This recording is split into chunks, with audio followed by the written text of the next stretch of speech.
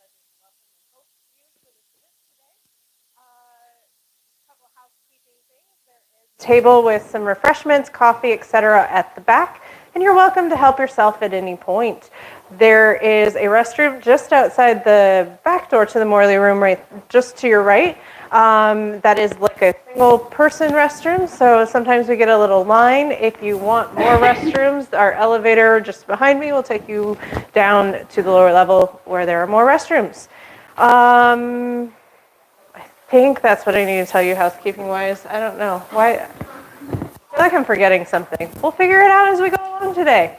Our next, I always like to give you a teaser to our next presentation, to our next Lunch and Learn. If you recall, we do these every second and fourth Tuesday. That makes our next one May 14th at noon, and we will have Gary Flynn, who wrote Cupid's Burger History.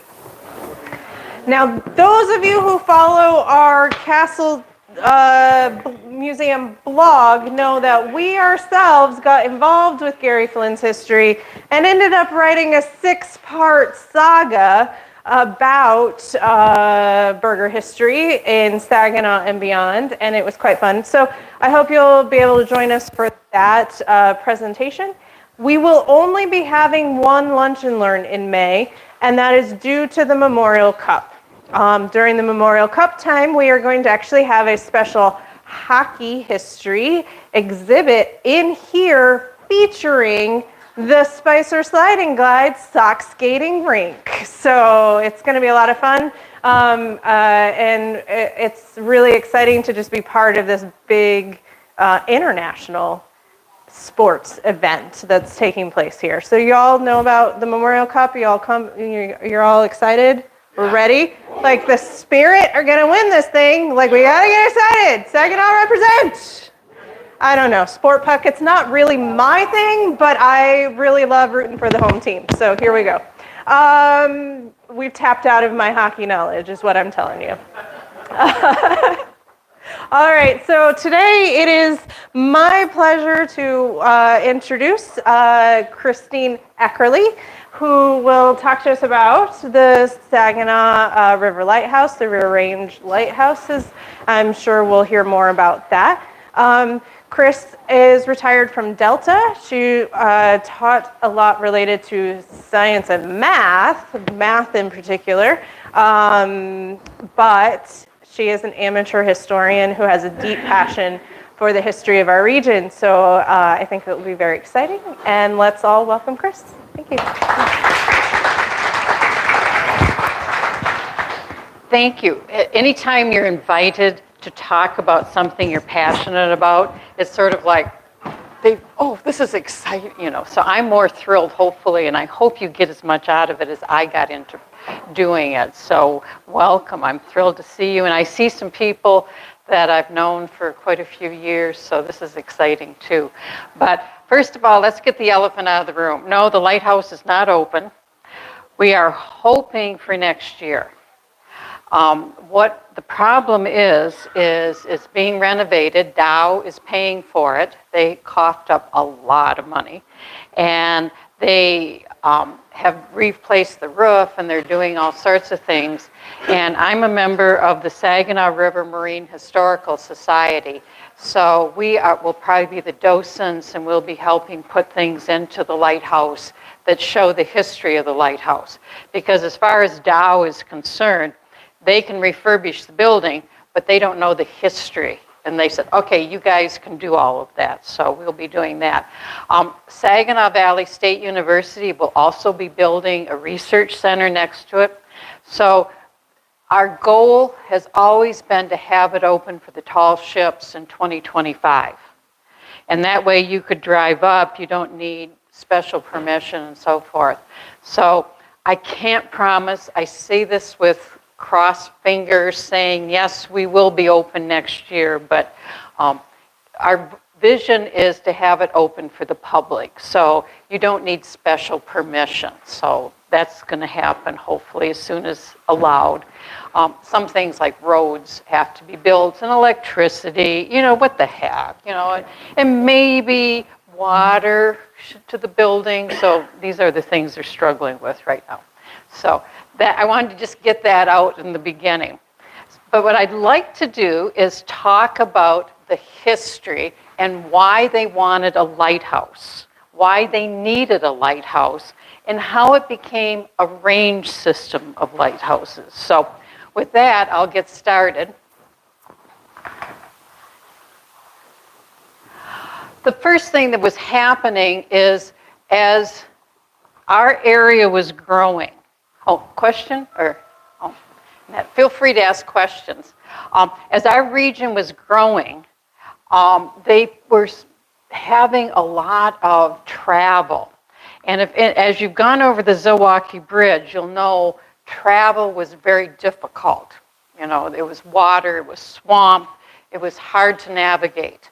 And to really bring in goods and services was going to be really hard. So they always used boats because there was this natural waterway that they could do the boats. So what they did is they started looking at how could we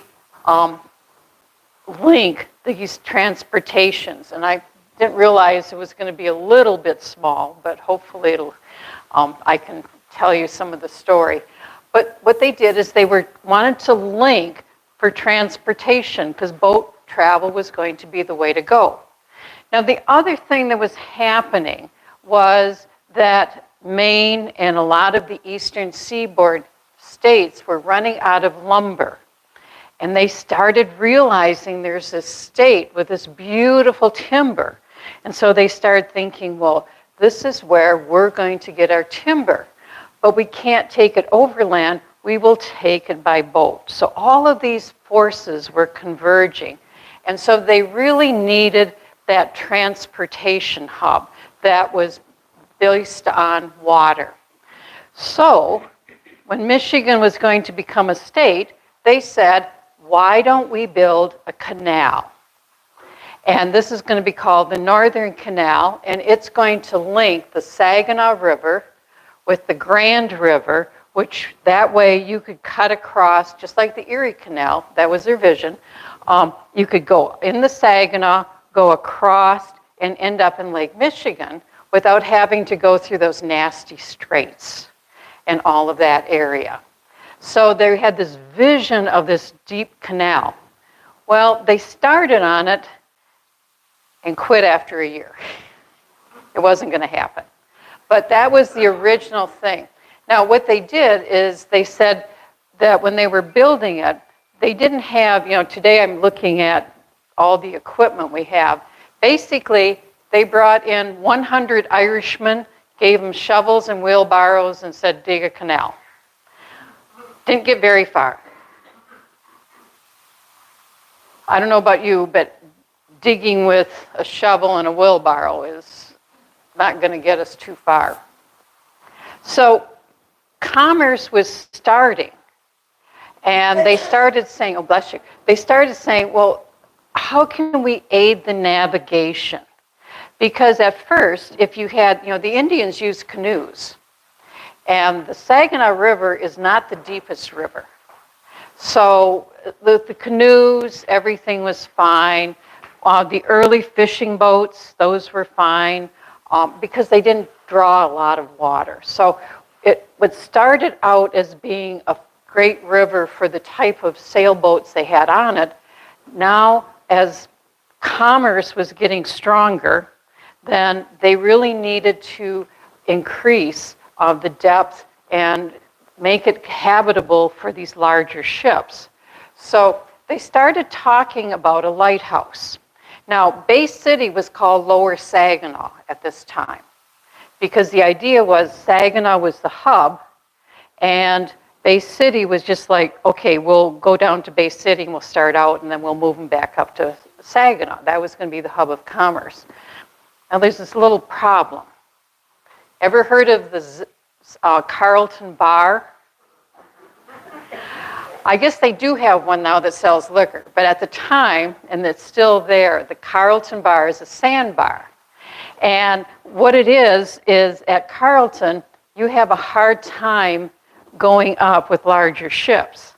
So they thought, well, we'll take the shipping, we'll put it in lower Saginaw, and then we can move it up the river on smaller boats and so forth. But even so, the idea was now they have to come in Saginaw Bay and they have to navigate the river. The river is very shallow. Even some of the boats nowadays have gotten caught in the river. So they decided that in 1835, they put together a petition and asked the government to build them a lighthouse. They wanted the territory base of Michigan, praying that an appropriation be made for the purpose of erecting a lighthouse at the confluence of the Saginaw River with Lake Huron. And I love the wording. When you're reading these old newspapers and these old things, I'm praying that you will do this. It wouldn't go too far today. Congress approved $5,000 in March 3rd, 1837, and they purchased 40 acres of land from the Chippewa. Now, they purchased 40 acres. Anybody familiar with where the Dow or the Consumers Carn-Weddock plant at? That was the original 40 acres right there. They were going to put the lighthouse on the east side of the river.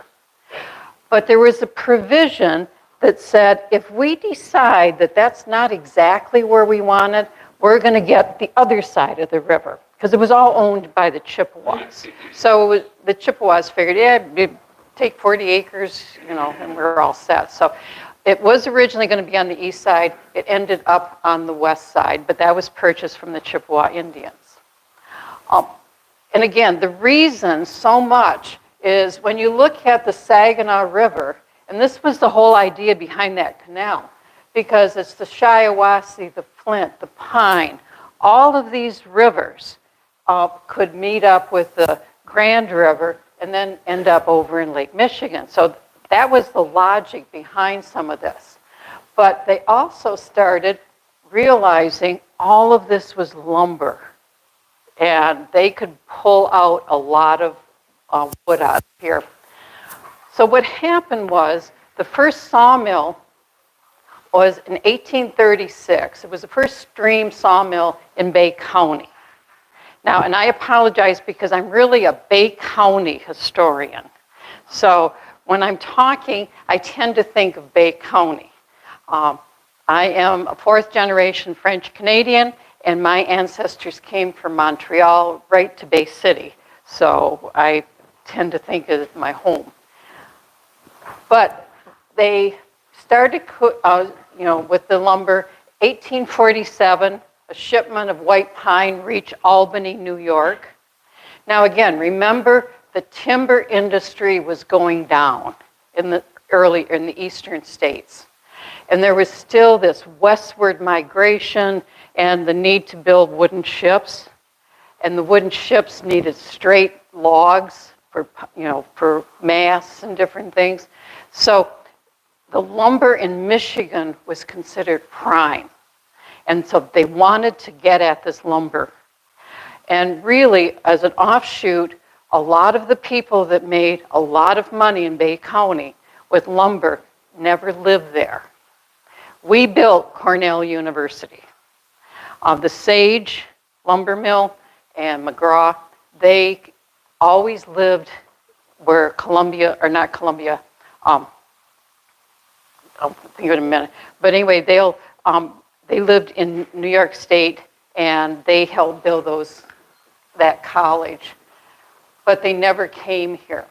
So anyway, the new sources of lumber from the east were needed. So the first lighthouse was built. It was a one lighthouse, and excuse me, it was the walls of a 65-foot tall rubble stone tower. So this is the artist's speculation. We have no pictures of what it looked like. But what we think, based on the description, it was a separate lighthouse. It reflected out to the water, to the bay, did not flash. And then, excuse me,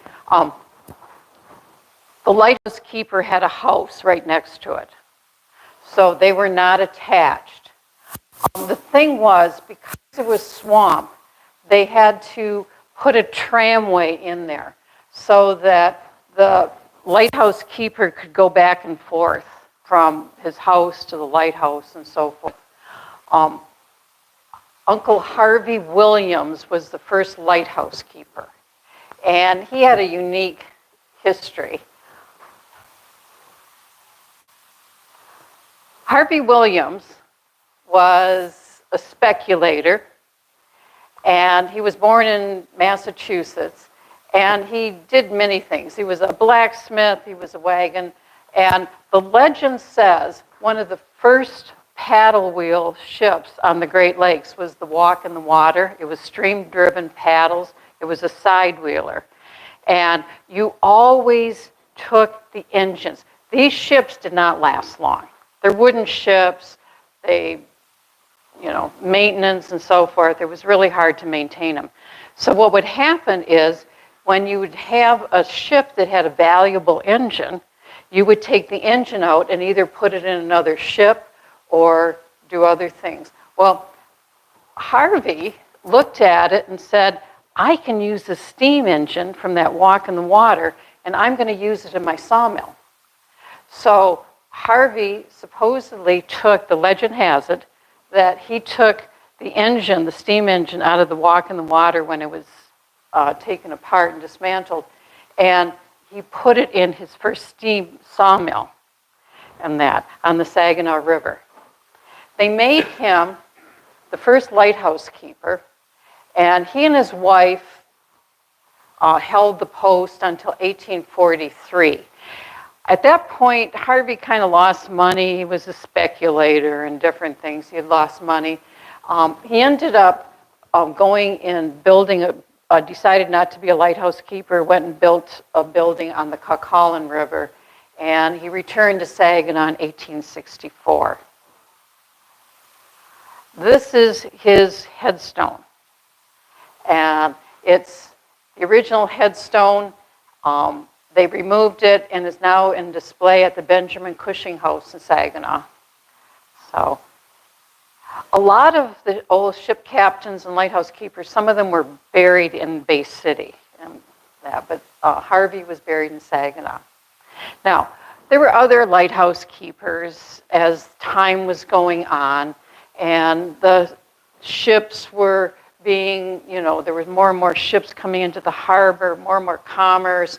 The sawmills were starting up, lumbering business, and then you had goods going in up the river and goods coming out of the river, because you still had to supply the logging and all these industries. So you had a lot of work going on. Well, there was a man that was appointed Peter Braun was appointed the lighthouse keeper. And as soon as he was appointed the lighthouse keeper, he was injured. And it was not unusual for the wife, because in those days, wives weren't allowed a lot of times to be lighthouse keepers. Wasn't unusual that he was the official lighthouse keeper, but his wife took over all the duties because he couldn't do it. And at this point, too, remember there was only one lighthouse, and she had a young son. So between her and her son, they took over lighthouse duties. It didn't pay that well, but what was happening is ships at this point had to wait out in the bay overnight so that they could come up the river, because you had to be in the channel. The river was not dredged at this point. So the channel was kind of in the middle, and you had to make sure your ship stayed in the channel. Well, you could only do that at daylight. Today, I was looking at some photographs of ships coming up the Bay City, the Saginaw River, and you've got all of these lights and everything, so they can come up and they can see where they're going, and everything's fine. But that wasn't happening then. So what would happen is you'd anchor your ship out in the bay, and then as soon as it got daylight, you and every other ship in the bay would race to get a berth. Because if you didn't race to get a berth and you didn't get your berth, you were not loaded or unloaded, depending. And that cost a lot of money. So what was happening is there was like, I got to get into the river and get unloaded. And by the way, that still happens today. We were talking about ships, and if you get too late to a berth, you still can have to anchor out wherever, like in the locks or whatever, and wait for your berth to open up. So he was looking at this. So Dwight needed to make some money because his dad was the lighthouse keeper, but they didn't bring in a whole lot of money. So what he did, and we don't know where he came up with the idea, because this idea of a range light system was not new. It had been used in Europe quite a bit. But legend has it that Dwight was the first one to use the range system of lights on the Great Lakes. So we still haven't been able to track down, definitively, but the legend says that's what happened here. So what he would do is he went out and he says, okay, if you pay me, I will maintain a light system so that if you get the two lights lined up, you're in the channel and you can navigate at night and you can get into your berth and you're all set. So what he did is he built a platform on the side of the river, partly it was all swamp, and he hung two lights. And you knew that if you had those two lights, one underneath the other, you were good to go. You could go up the river. Well, they paid him $50 a month, which seems like not much money, except in today's money, it would be $1,050 in $24 and that. So even though $1,000, that was still extra money coming in. So that was a good deal. His father passed away in 1873, and his mother became the official lighthouse keeper. So Dwight was still too young to take over the duties, so his mother was the lighthouse keeper. She eventually married, and she married, and immediately her husband became the lighthouse keeper. So it got transferred, but it was, for a year or two, she was the lighthouse keeper. And I came across this picture. This would be the lighthouse, how you would line them up. So Dwight Braun had a platform, and he would have two lights, and if you had one underneath the other, you knew you were in the channel and you could proceed up the river. So,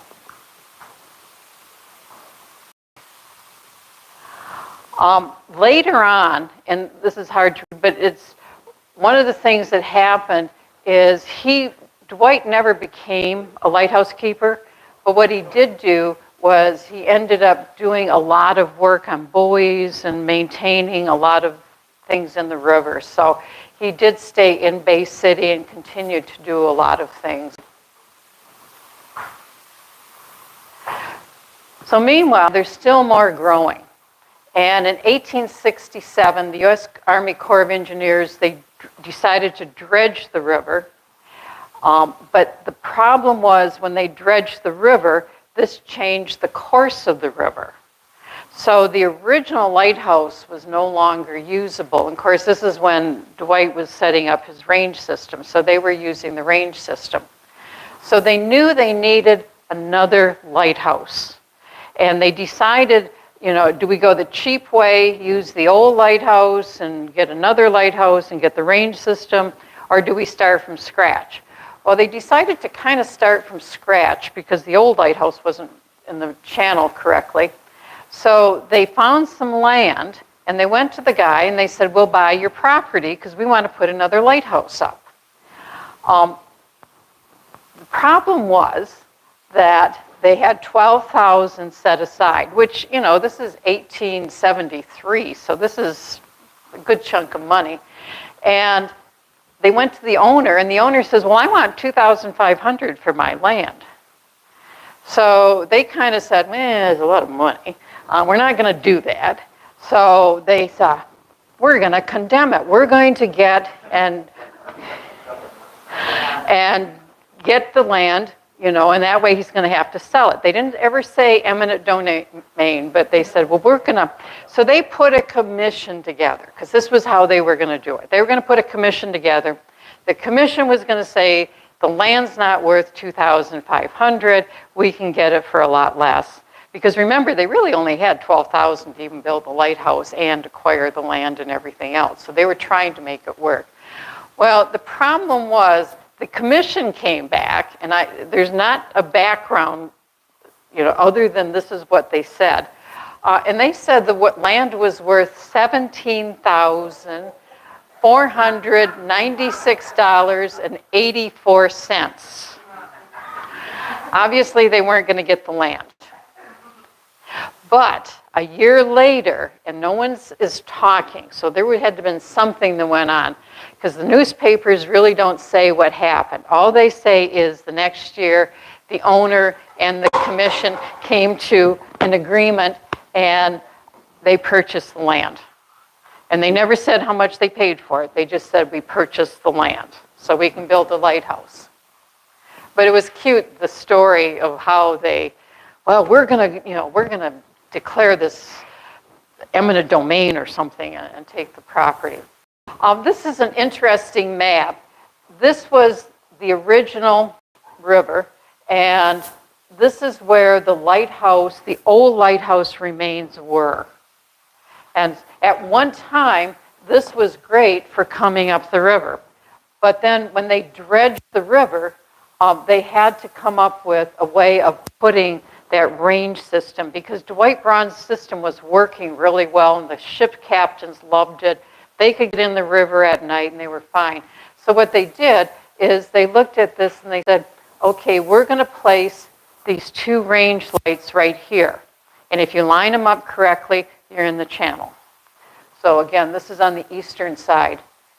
It's interesting. There's an old ship's graveyard. What they would do is the old wooden boats would be pulled out and burnt and allowed to sink. They'd strip them of anything valuable and burn them and sink them off to where the Carn Wooddock plant is. Another good picture, again, the front range and the rear range. And what's good about this is it really shows this is swamp. This is not an easy access, but it did allow for them to come through and have the lights. This is not a picture of the actual light, but the rear range light had what they called a Fresnel. This is a picture of what it probably looked like. We haven't been able to track down the original light or Fresnel lens, but it would look something like this. It did not rotate. What it was a solid white light. It had a reflector in the back, and it projects out into the bay. The front range light was the same way. What was unique is the design was that they actually attached the keeper's quarters to the lighthouse. This was unique at the time. The north pointing non-revolving Fresnel lamp from the rear range would go 60 feet out into the bay, which was quite unique. And it sat 2,000 feet upstream. These are some old pictures of what it looked like before they restored it. They have replaced the windows, and you can see the Carn Wooddock plant off to the side. Excuse me. Some of that's now been torn down. And by the way, I have allergies like everybody right now, so that's why I sound what I do. And all of this is the way it looked about 2 years ago, before they've done. I tried to get some new pictures, but there's some great drone pictures, footage, but I couldn't find them. I've seen them, but I couldn't find them. This was interesting. What they did is I don't have the picture, but there's a steel door back here. And they have these rounded doors. They put steel doors in case of fire because the chimney is the lighthouse. And it would literally engulf in flames. So if in case of a fire, they would close those steel doors. so there was nothing flammable. But our historical society did a lot of work. We stripped off paint, not all the paint. Because the minute we decided there was lead, Dow came in and they did the whole thing. But for little things that would fall, we would clean up and do things. So this is from going out the first level up to the staircase. The second level looks pretty much the same way. So what this was, again, they were building this lighthouse here in a swamp. So they had to send down pilings and build it on a crib so that they could literally level off the lighthouse and have enough support for that. They prefabricated the spiral staircase. It goes all the way from the basement to the top of the light, and that will be open eventually. Our vision is that people will be able to go up into the light, so hopefully that'll work out. The first floor had a kitchen and a parlor. They were kind of the same. And an oil storage room, because again, remember, everything was done by oil at this time. The upstairs was 3 bedrooms. Some more pictures of the corbels underneath. Again, the spiral staircase. This is the first floor. It's hard to see, but you can see where the wood stopped. Part of that, this part right here was the pantry, and the back had another door opening, and that was where the oil was stored. So, kind of, what was interesting too is when they built it, they were using good old-fashioned lath and mortar and different things they didn't have drywall, so we pulled a lot of that stuff down. This is pictures of the original lighthouse. We think it was taken a year or two after the lighthouse was built. We couldn't find a date on it. Notice this walkway and how swampy it is. In order for the lighthouse keeper to get from the rear range to the front range, they walked on this tramway. Again, totally surrounded by water. The front range light, and it's hard to see, but they put a room underneath so they could store oil. And then too, if the weather was bad, then the assistant lighthouse keeper could go in there and shelter, because it was the assistant. They eventually put an assistant lighthouse keeper, and the assistant lighthouse keeper's job was to keep the front range light open. This one, again, from the National Archives. What's good about this one is it kind of shows both of them in line. And again, notice it looks like they're both in the river.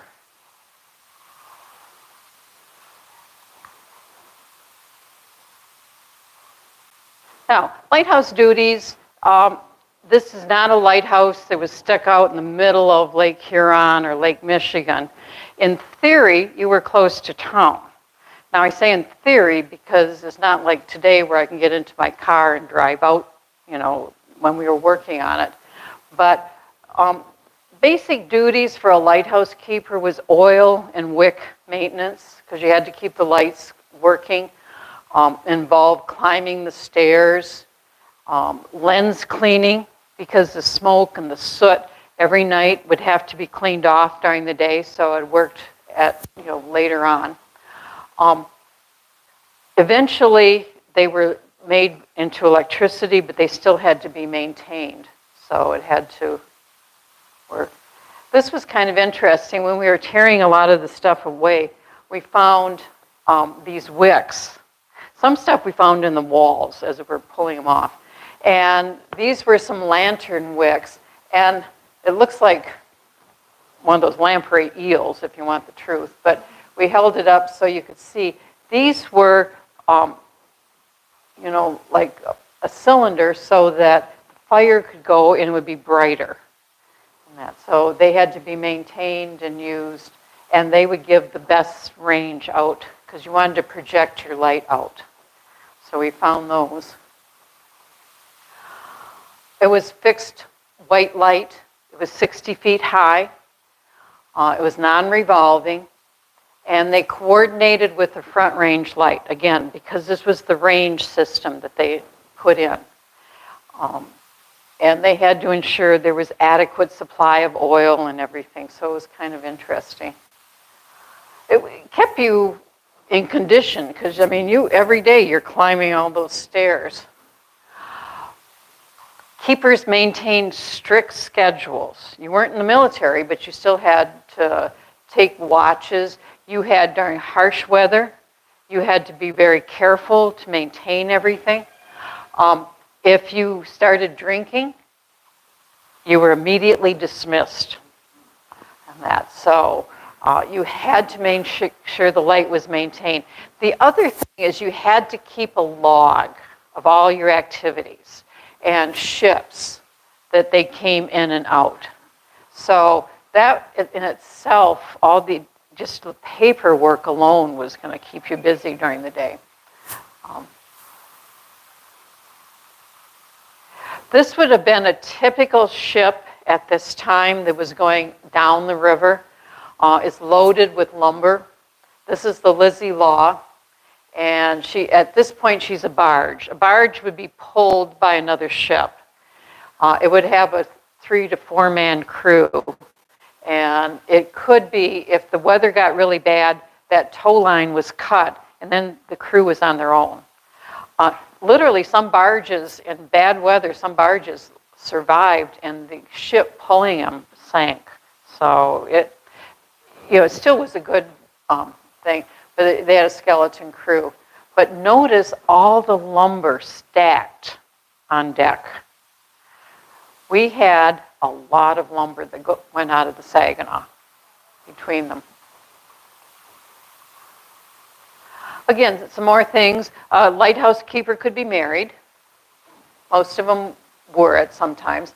A lot of times the women became lighthouse keepers if their husband got ill or got injured. The thing about lighthouse keepers, they also were the emergency service, the response team. So if you have a boat and you're in distress, the lighthouse keeper was going to try and help you out. So not only did they maintain the lights, but they were also search and rescue to some degree. So it was their job to help out. William Burke, who was one of the longest lighthouse keepers, he was a lighthouse keeper at the Saginaw River for 30 years. And he was appointed head keeper in 1900. And during his service, he recognized for towing a disabled sailboat to safety in 1917, for rescuing stranded motorboats, 1918, 1919, and using the station's boat in 1925 to free a steam tug that had gone ashore near the range lights. So along with maintaining the lighthouse, you also were helping people. Julia served until she remarried, and her position, and this was kind of an interesting thing, and again, nothing is written down, but they made her assistant, and then they said, well, we don't need an assistant, so we're going to eliminate that position. So they eliminated the position as the assistant lighthouse keeper, and then she and her husband retired, and then suddenly the lighthouse had another assistant keeper. So the speculation was they were trying to get her and her husband to retire, and that's why they eliminated it, and then as soon as they retired, they brought in another assistant. So there was some things going on. I'll give you a synopsis. This is William Cotter. He was the assistant lighthouse keeper, and the weather was really bad, and he decides he's got to go out and help maintain that light, because that was his responsibility. The light could never go out. So even though the weather was bad, he gets into his boat, he starts going out there, but he's in distress, so he just happens, there's this other ship that kind of gives him a lift till he gets real close. Well, as soon as he got close to the front range light, he goes to get into his boat, but he's got these oil skins and everything else, and he gets into it, and the boat capsizes. So he gets out of the boat, but hangs on to it, and hangs on to it for a while. Burke, the lighthouse keeper, sees him and goes out and rescues him and brings him in. Now, they don't say what happened to the light, but they do say they rescued him, they dried him off, they got him, and he was fine afterwards. Just some interesting pictures I came across. This is 1930, and Mr. Burke reports the bay is locked in ice as far as he could see from the lighthouse tower. The river was open, but the bay is still ice covered.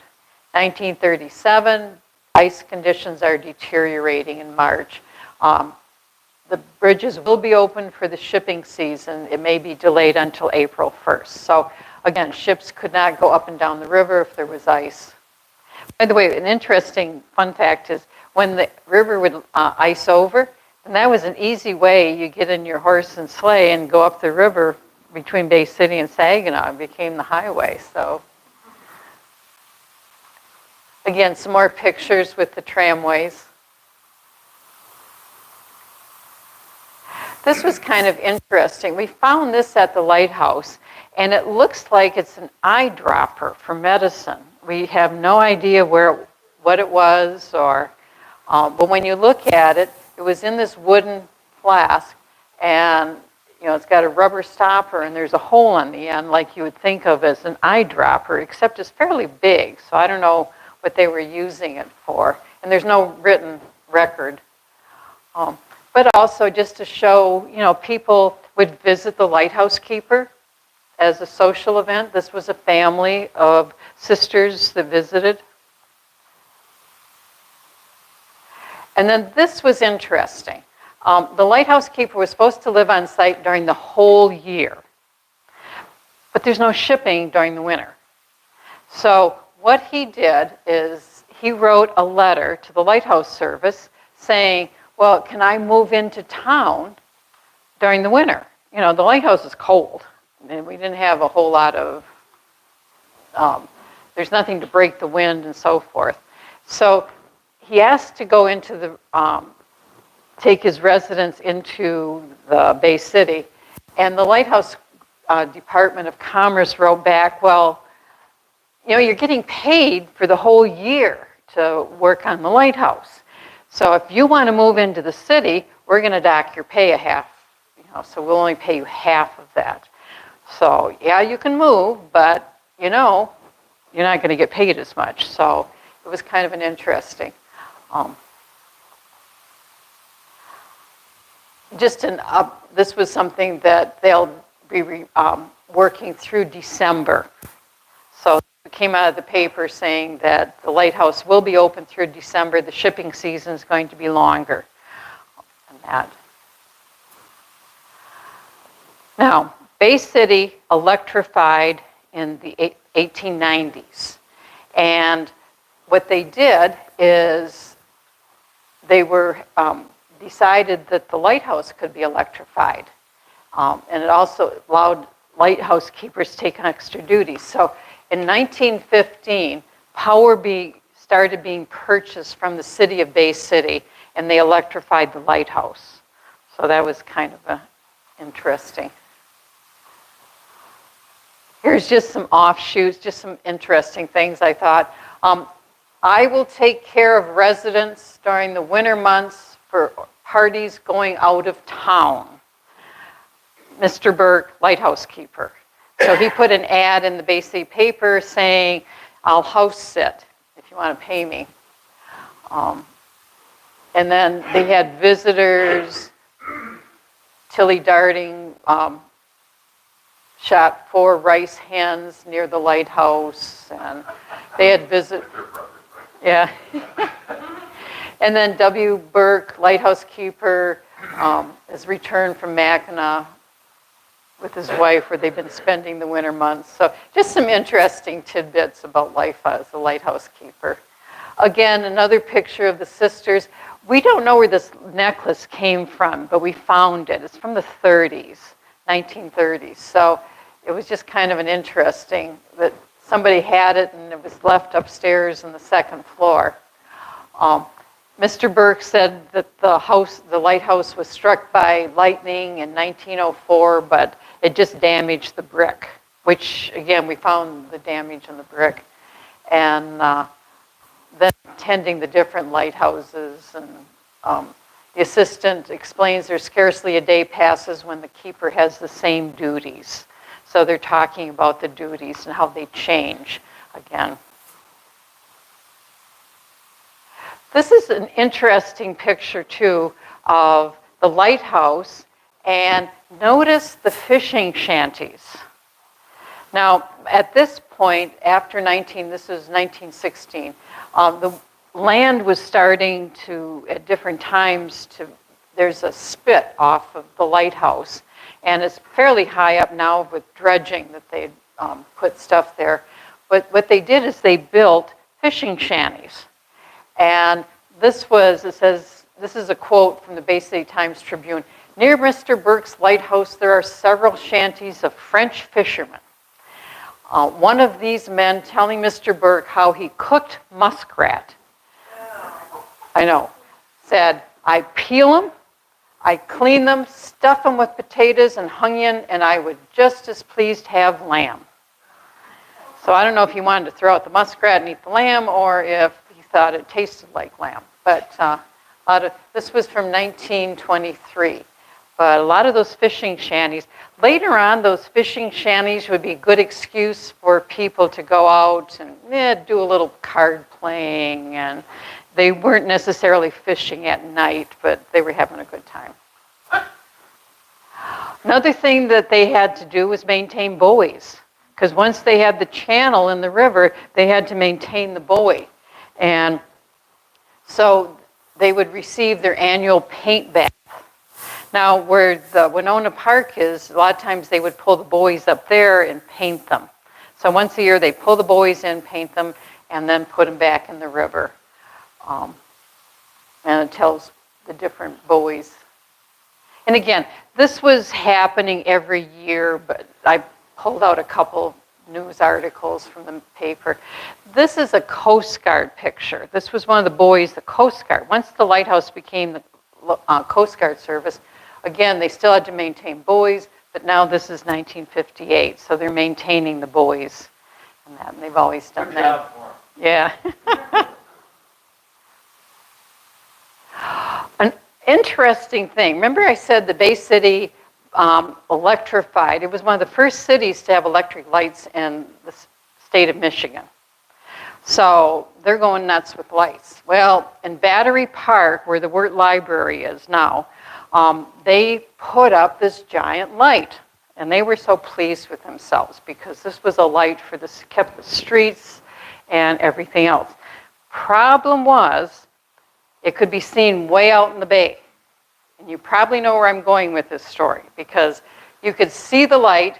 So remember, the lighthouse was a solid light. It wasn't reflecting or anything like that. It wasn't rotating. So what would happen is the ships would assume this large light was the rear range light, and then the front range was really the other light. So they would line those two up and run aground all the time. So they started complaining that somehow these lights have to come to some, if you're going to keep the light in Battery Park, you better do something with the light system. So what they did is eventually they changed the lights to red so that both lighthouses had red lights on them so that you would line up two red lights instead of a white light and a red light and so forth. But eventually they fought over this light for years. And one day a storm came along, took the light down, solved the problem. So they never rebuilt it.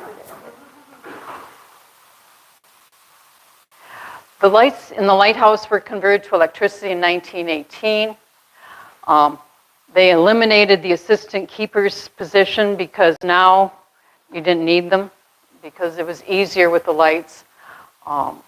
And basically the power, Michigan, or Bay City got its power.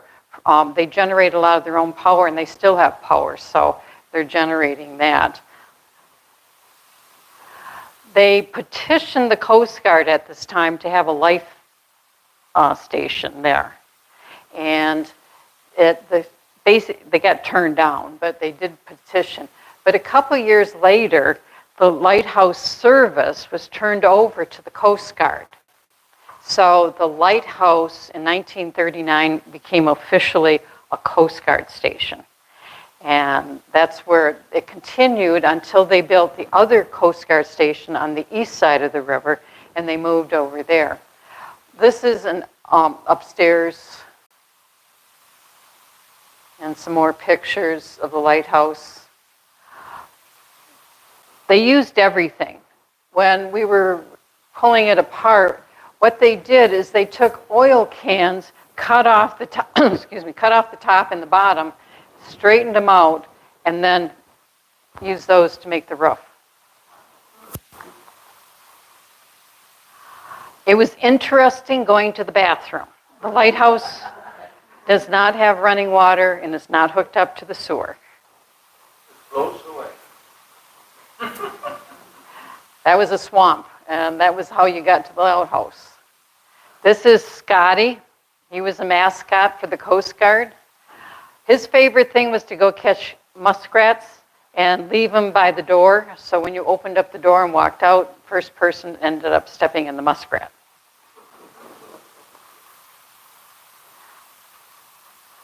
And I'll go through these quickly so we have a few minutes.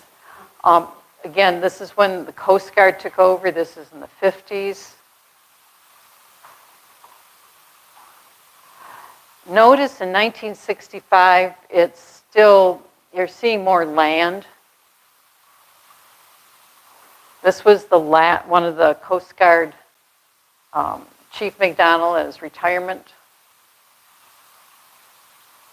And then here, this is in 1980. The river had come in, the bay had come in, and it was surrounded by water again. This was taken a year or two ago before it was really started. And this is what the Front Range looks like today. It's a little metal thing says the lighthouse was here. But the crib is right there. And then there's Bay City Yacht Club or something. There's a boating area there. But that's what they look like today. When did Dow acquire the property? In the 80s. And what was nice about this, just another postcard. And that gives us some time for some questions. So, questions on anything? How far is it from here? I don't know. I know Google Maps said I was 21 miles